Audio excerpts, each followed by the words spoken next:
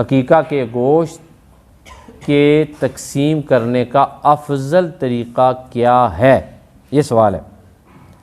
اس کے جواب میں سنیں جی، علامہ ابن عابدین شامی رحمۃ اللہ تعالیٰ علیہ المتوفی 1252 ہجری نے اپنی مشہور تصنیف رد المختار جو کہ شرح ہے در مختار کی اور فتاوی شامی کے نام سے مشہور ہے۔ کس کے نام سے مشہور ہے؟ فتاوی شامی کے نام سے، ٹھیک ہے جی۔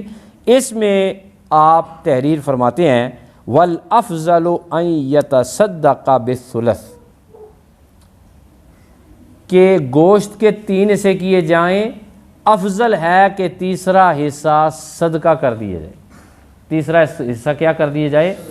صدقہ کر دیا جائے،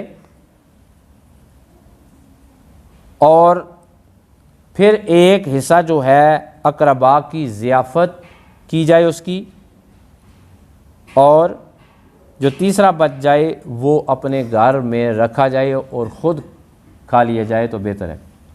یعنی آپ فرماتے ہیں کہ گوشت کے کتنے حصے کیے جائیں؟ 3 حصے، ایک غریبوں کے لیے صدقے کے طور پہ، اور دوسرا رشتہ داروں کے لیے، اور تیسرا اپنے لیے،